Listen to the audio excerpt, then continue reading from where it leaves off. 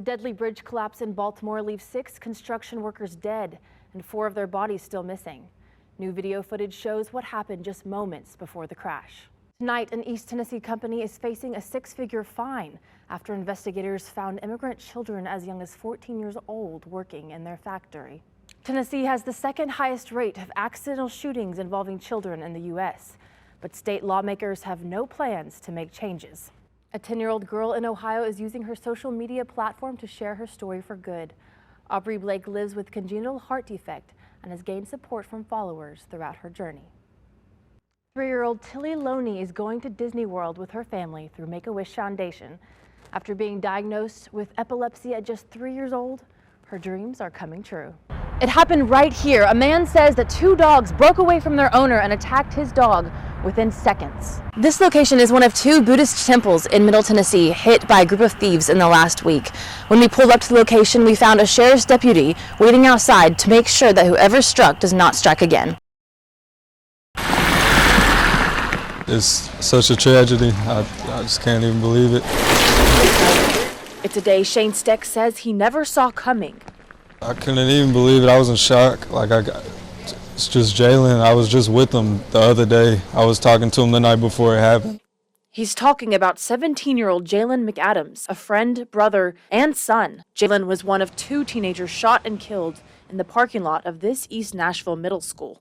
Nobody that young should have to go through something like that. Metro police say 2 teens shot and killed Jalen and 16-year-old Takeo in what police say may have been a drug-related meetup. I know he was around the wrong crowd sometimes. He was trying to do better as a person, and I was trying to help him get there. It's just hard. Jalen's mother, Crystal McAdams, says her son was a light in this world and an angel. His cousin, Ethan Atkins, said he left this world too soon. He was like my brother. We did everything together. He'd always be there for me. His smile changed the room.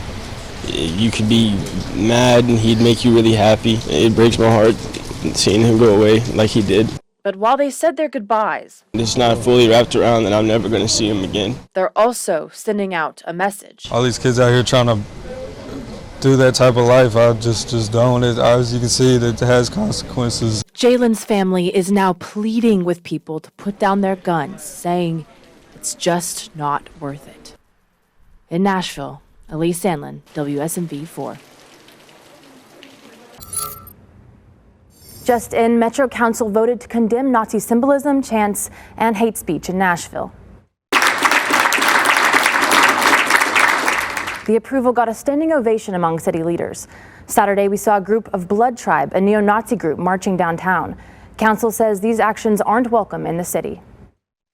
These ideologies go against the basic founding of our nation and the basic ideologies of the American dream. It passed unanimously. State lawmakers have also spoken out against Nazis. Today, Representative William Lamberth filed a resolution to condemn the group as well. We'll continue to follow these latest developments. I'm Elise Sandlin, WSMV News. Hey, Sparta. Are we almost to the dog park? It's his favorite thing ever. Are we almost to the dog park? You see, Sparta was 13. And James Wigginton says Stones River Greenway was his second home. That's until Thursday night. So we're the only people here. He says a woman walked in with 2 big German shepherds, pulling her on their way in. He was right between my boots the whole time, so I just walked with him like this, with my eye on those other dogs.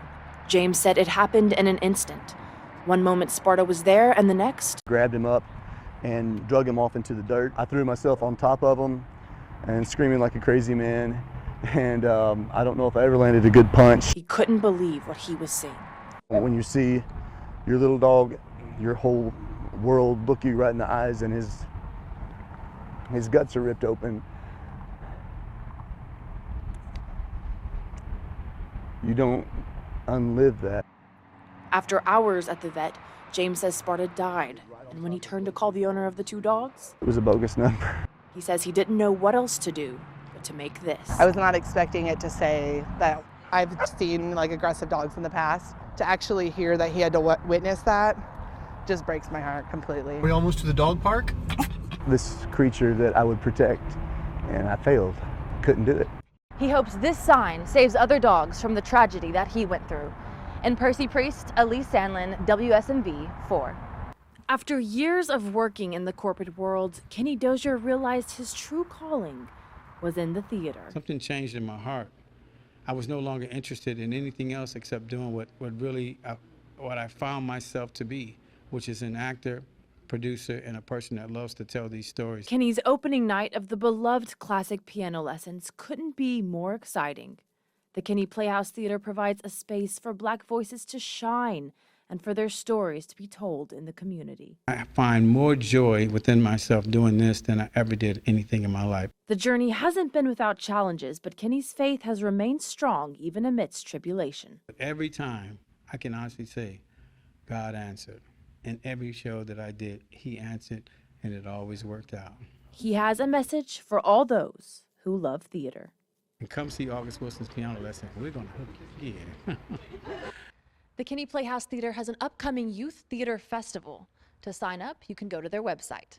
In Nashville, Elise Sandlin, WSMV 4. A Drake fan was in for a surprise when she showed up to his concert this week in Nashville.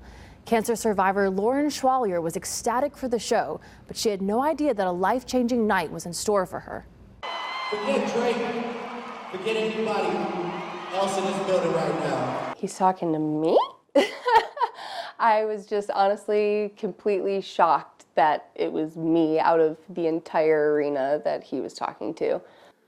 That was Lauren's reaction when she noticed Drake stopped his show at Bridgestone Arena to recognize her fight with cancer. He shocked the crowd when he offered her a special gift. We're going to give you $100,000 from me. I was like, what is going on right now? What is this world? Lauren was diagnosed with cancer last year, and after dealing with 6 rounds of treatment, she decided to get out to go see Drake perform. She held a sign proudly over her head, saying she just finished chemo. That's a true soldier right there. The fact that I got recognized for all the trials that I've gone through is just insane. Drake's gift enables Lauren to have complete coverage of medical bills, as well as the ability to pursue what she loves most. Music is my favorite, so like not being able to afford going to concerts was like something, and just like being able to put money aside for my daughter. Lauren plans to continue to fight so she can show up for her family, including her 2-year-old daughter.